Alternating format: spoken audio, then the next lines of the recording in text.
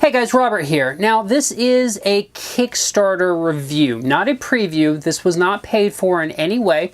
This is my honest opinion. I just thought that I would point it out, and I will mention later in this video as well, but I'm going to mention it here as well, that what you're about to see is a print and play that I did myself of this game, and as such is not fully representative of what you're going to get. Anyway, I hope you enjoy this review, and I will see you guys after the overview. So here we're taking a look at Neon Knights 2086. Now this is a racing game, but before you race, you're going to need to build up your car.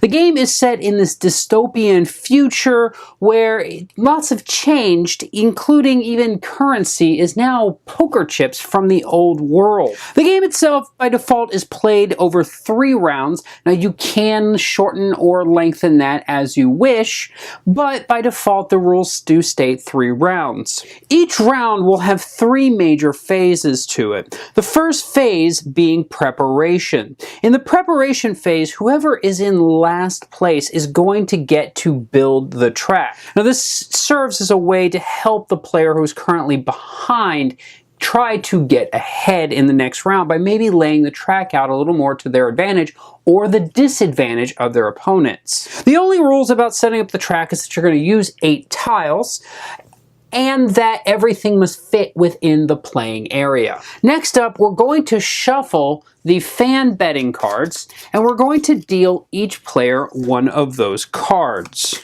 Now the importance of the fan betting cards is these are essentially, these work like achievement cards. These are going to be conditions for the race that you're going to be able to hopefully get a payday on at the end of a race. But for now, they're just going to sit here and be in your hand. Next up, we're going to move into the action phase. The action phase in this game actually goes over a set number of days, from 1 to 6 before we move to race day. On each of these, each player is going to do exactly 1 action. So all total, each player at the table is going to get to do 6 actions prior to race day. There is 1 special day listed here where something else will happen, and that day is payday. When it reaches the payday on the track, then players will also get paid out on their sponsors, essentially signing contracts, and I'll cover in a minute how you acquire those cards. On a player's turn, like I said, they're going to get to do exactly 1 action. Now those actions are, the first thing being the sponsor cards that I just mentioned. You can, for your action, take 1 of these sponsor cards and place it into your particular play area. Your player board by default has a spot to hold up to 2. Now what this is going to mean is during payday you're going to get whatever the sponsor is offering for that sponsorship, and we'll cover that during payday. After that, you will put this back in, and play goes to the next player. The next type of action you can do is an action that actually contains 3 things that you can do, and that is called the Visit Shop action. Now what this action means is in any order you wish, you can, if you wish, sell parts from your car, and if it's a starter part, because each player does start with 4 parts already, and those are all the same, but you can sell these for 5. If you sell the starter ones, they do go out of the game permanently, but you would receive 5 credits for doing so. Another thing you can do during this action is to buy a part from the shop. The cost to buy the shop is printed below the card, so as the cheaper items are bought, the items will slide down, allowing possibly better equipment to be available for cheap. But in this case, we decide that we're going to say buy this piece right here, and that is going to cost us 10 credits. Now this piece goes into our hand. As a third thing that you can do during this action is you can install something. Now earlier we actually sold the wrong part. We actually meant to sell this part. So that way we would then be able to install this part from our hand. I'll go into parts here in a little bit more in detail, but for right now that is the primary of this action. Afterwards, all of these cards are going to slide over, making each of them a little cheaper, and you will fill it in. The next type of action that you could do on your turn is to buy a special item from the black market. This works the same way as the shop in that you are able to buy it for a cheaper price over here. It gets more expensive, but things will slide down. Now these are going to be weapons, shields, and energy special items that you can buy and install on the sides of your car. These are actually more one-time use, but you'll see during the race how you can make them be multiple use items. Examples is here we have a weapon that currently is for 10, which is actually a pretty good price for this.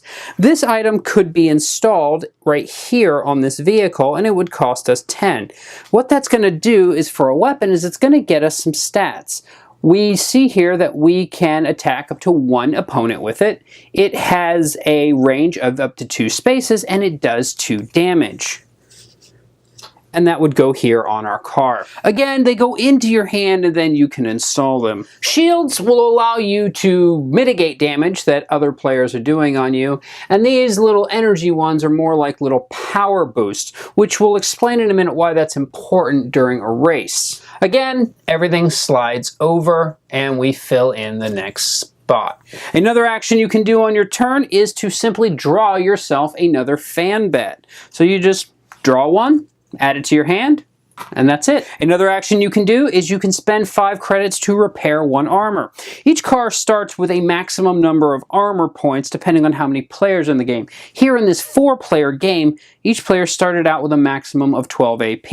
Now that could be changed based upon skills, which we haven't covered yet, but by default that's it. But if we were at 11, we could spend 5 credits and repair 1 armor. The last thing we can do is train skills. Now this is something that at the beginning of the game, these cards were all passed out to all the players, and then there was a drafting phase at the beginning of the game only where players got to decide what skills to put in their hand. In the case here, you're going to get to be able to spend these reputation points to try to install a skill. Now these are going to give you a permanent ability, such as here where it's going to gain +2 range when we're using weapons. Or here we take 1 less from weapons. Or this one where we get an additional repair point when we repair. So if we were to spend 3 shields and install this into our car, which you have space for 3, now if we did this repair action, we'd actually get 2 repairs for 5 credits. A note about these is they do have a category on them, and you can only have 1 card from each category installed into your car. Players will continue doing that with each round, moving down and down until we hit payday. On payday, each player is going to sign the contracts on their sponsorships, gaining whatever benefit, such as here where we're going to gain 20 coin or 20 money.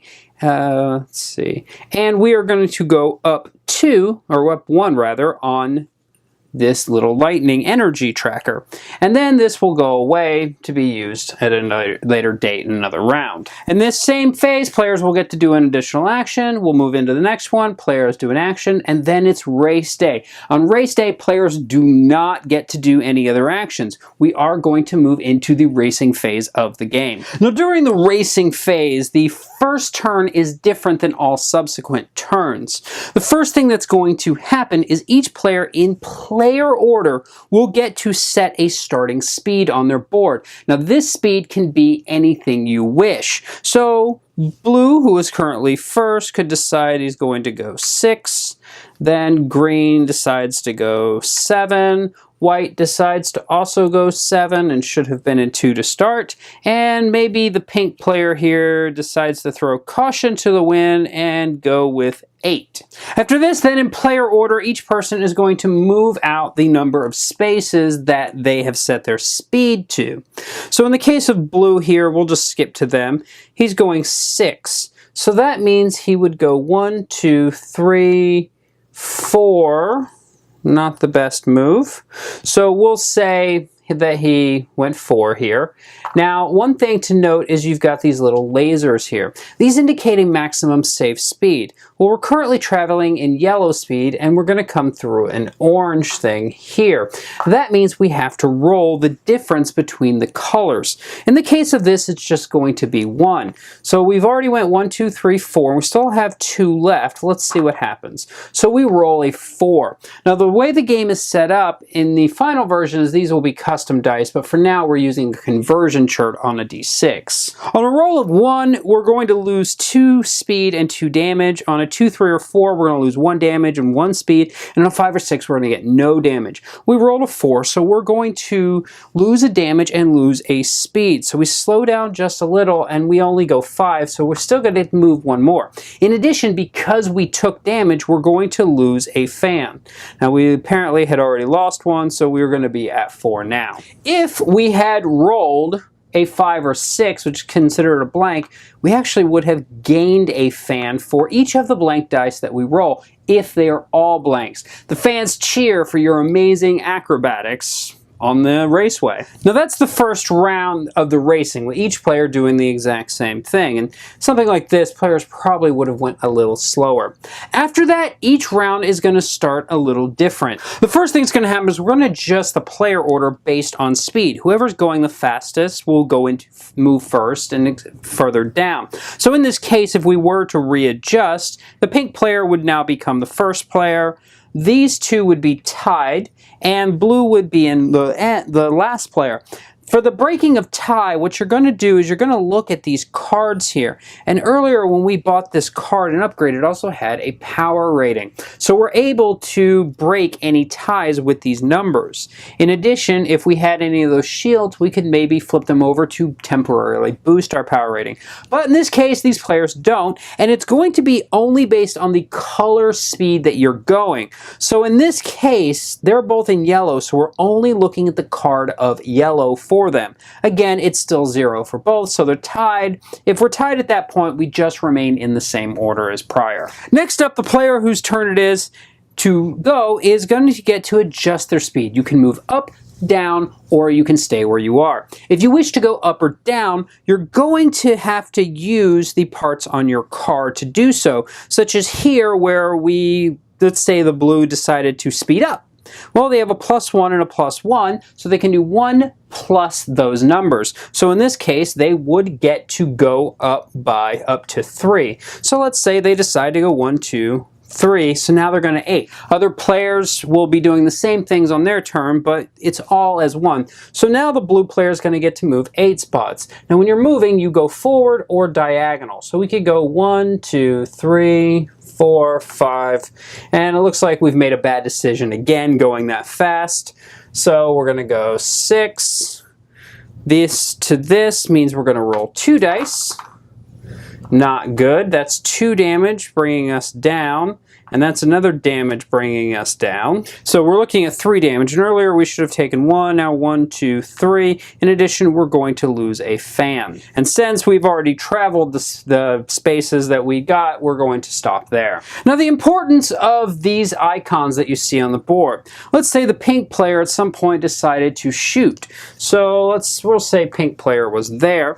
They decide to target the blue on their turn, and you can do this any point. You can do this at the start or end of your movement. So they do that. I have no shields. They're going to do 2 damage to me. And then this is going to flip over. If they ever land, if then they landed on the symbol matching it, they could choose to reactivate it. Now, the reason that's important is A, it's now available for use again, and also they're not going to lose it at the end of this race. There are a couple other rules here, such as if you take damage all the way down to your armor, your speed goes down to 2, and you start the next turn at a speed of 2 and have to go from there. There is crashing, or rather there's slamming, where if you land on the same space as a player, you both can roll dice to determine if damage was taken. The game will continue on and on until a player reaches the finish line. If once a player hits the finish line, they are moved into the number equal to the number of players. So in this case, pink finishes first and it's a 4-player game. They move into 4. They will gain victory points equal to this number plus the number of fans. So in this case, they would receive 9 victory points.